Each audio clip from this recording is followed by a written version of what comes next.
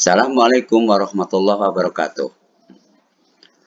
Anak-anakku sekalian, sebelum kita lanjut apa pengertian Al-Quran dan hadis, perlu diketahui semua bahwa Al-Quran tahun 1441 Hijrah merupakan mukjizat dari Allah Ta'ala yang diberikan pada Rasulullah Muhammad SAW. Oleh sebab itu, tepatnya tanggal 17 Ramadan, pas Rasulullah Muhammad SAW berusia atau umur 40 tahun setelah beliau kawin sama Nyai Khadijah, umur 25 tahun.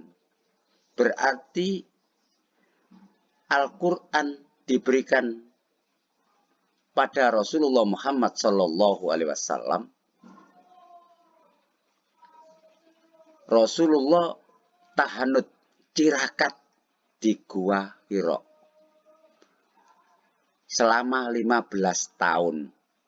Oleh sebab itu, patut kiranya kita kalau ingin jadi manusia mulia bagaikan ulat atau ular, ingin bisa terbang ke sana kemari jadi kupu, itu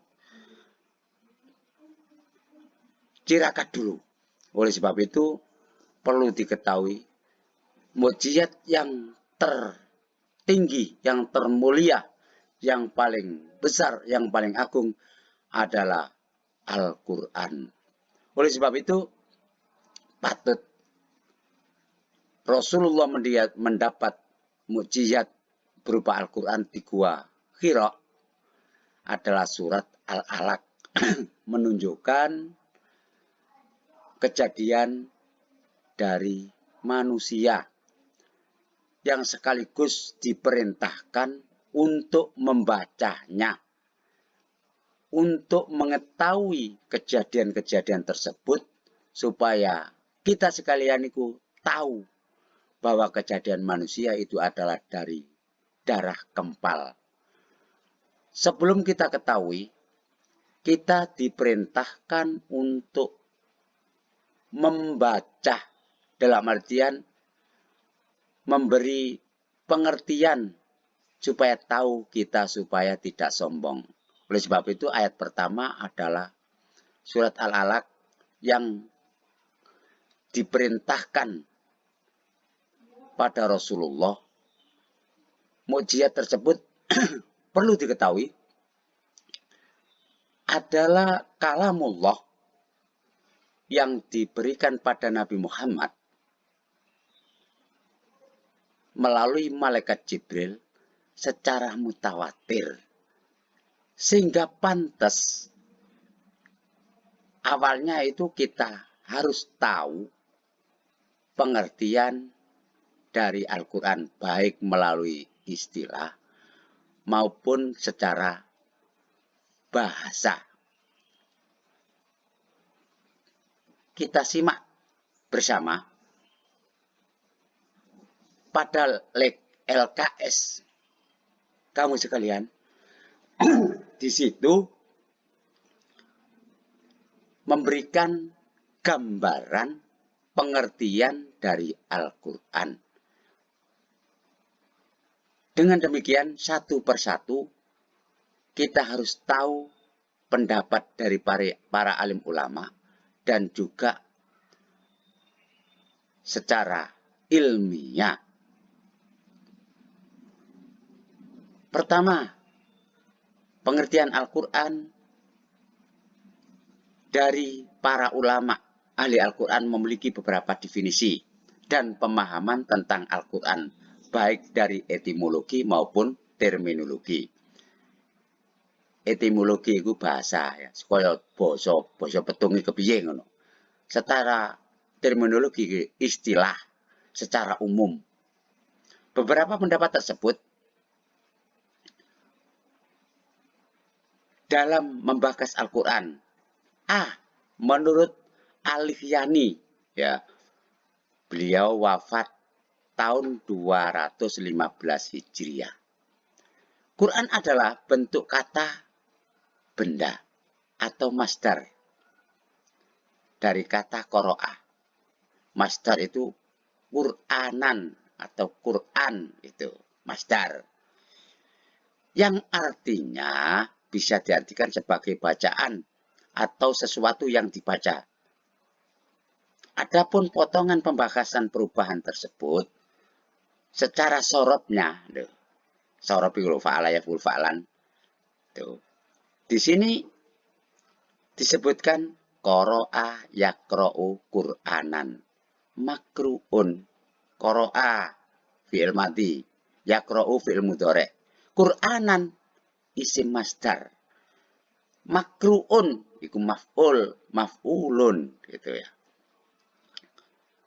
Itu secara lughawi. Kata Al-Quran selanjutnya digunakan untuk menamai kitab suci yang diturunkan oleh Allah Ta'ala pada Rasulullah Muhammad SAW. Ini dalil pendapat dari Al-Quran. Inna alaina jam'ahu wa qur'anahu.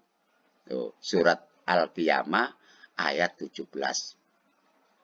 Yang kedua, fa'idha qara'nahu fattabi qur'ana. Fa'idha Qur'an, qara'. Kalau kita membaca fattabi qur'ana, maka ikutilah Rasul Qur'ana bacaan tersebut. Surat Al-Qiyamah ayat 18. Artinya, sesungguhnya kami akan mengumpulkan di dadamu dan membacakannya. Ayat yang 18. Apabila kami telah selesai membacakannya, maka ikutilah bacaannya itu. B. Menurut Imam Al-Asy'ari, wafat tahun 324 Hijriah. Quran berasal dari lafaz Quran, korona, artinya menggabungkan sesuatu dengan yang lain. Itu dengan arti bahasa. Kata ini dijadikan sebagai nama kumpulan wahyu yang diturunkan pada Nabi Muhammad SAW. Pendapat ini berdasarkan atas kenyataan bahwa surat-surat atau ayat-ayat tersebut dan huruf-huruf Al-Quran saling beriringan dan saling digabungkan. Pendapat ini memiliki banyak pengikut. 1. Ya. 4 Al-Quran hadis. Ya. Menurut Al-Faraq, wafat 207 Hijrah. Lafal Al-Quran qoro'inun merupakan bentuk jamak. Qur'anan, korenah, berarti petunjuk atau indikator. Pendapat ini didasarkan pada kenyataan ayat-ayat saling membenarkan antara yang satu dengan yang lain. Jadi Al-Quran itu yang satu ayat itu dibenarkan dengan ayat lain. Saling berhubungan. Nah, ini merupakan petunjuk.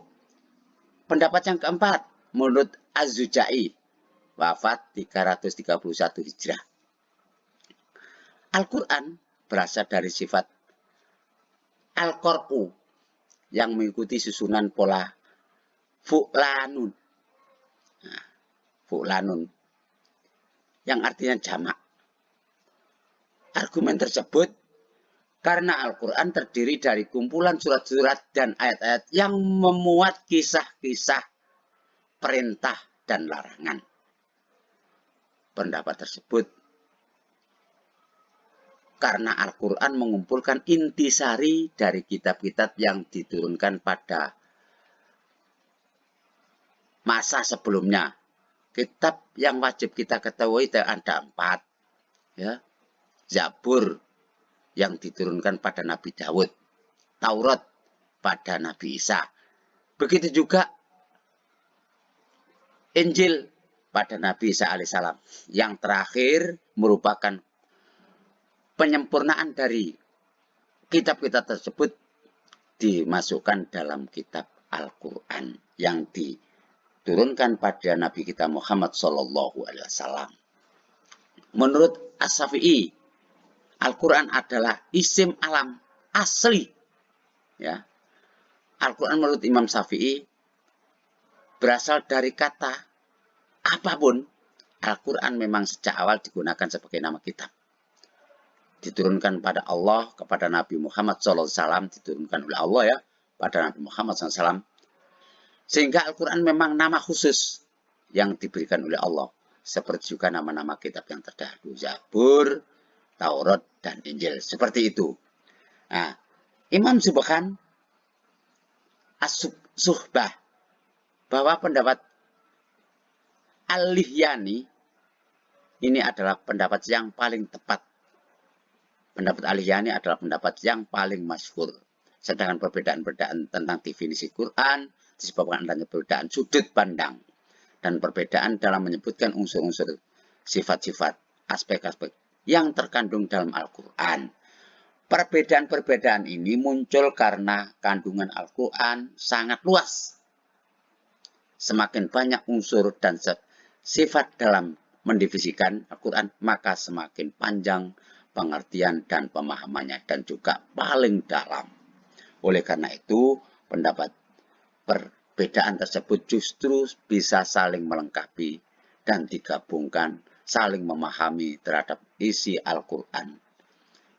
Merupakan pengertian dan isi kandungan lebih luas dan komprehensif, lebih sempurna.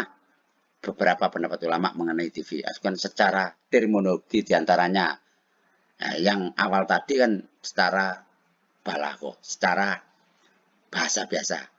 Ini secara istilah, secara umum. Syekh Muhammad Hudari Beg dalam kitab Tarikh At-Tasyri', Syekh Muhammad Hudari mendefinisikan Al-Quran huwa lafzul Arabi al-manzulu ala Muhammadin sallallahu alaihi wasallam litadbir wa tadhkir al-mangkul mutawattiron bahwa ma dafatainil mabdu'u bi suratil Fatihah wal makhtumu bi suratin Nas, yang artinya bahwa pengertian Al-Quran secara istilah ialah lafal atau firman Allah berbahasa Arab yang diturunkan pada Nabi besar Muhammad SAW untuk dipahami isinya dan selalu diingat, juga disampaikan dengan secara mutawatir yang ditulis dalam mushaf yang dimulai dengan Fatihah dan diakhiri dengan surat An-Nas. Itu pendapat pertama.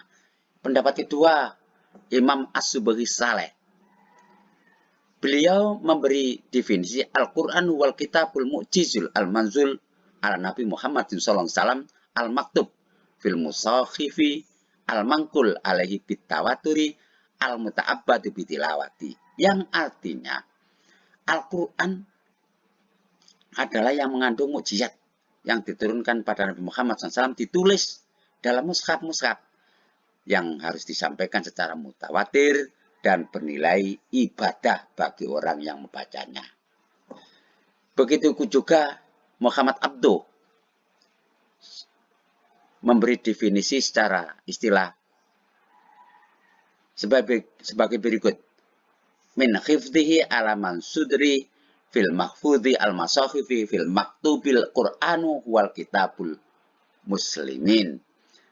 Kitab Al-Quran adalah bacaan yang tertulis dalam mushaf secara terpelihara dalam dada hati orang-orang yang menjaganya dengan menghafalnya, yakni orang-orang Islam. Nah, itu beberapa definisi baik secara bahasa maupun secara istilah. Demikian pengertian dari Al-Quran yang kita sampaikan secara singkat dan mohon diperhatikan dan dipahami secara baik-baik, dan nanti kita akan ulas kembali. Sekian, Mohon maaf. Wassalamualaikum warahmatullahi wabarakatuh.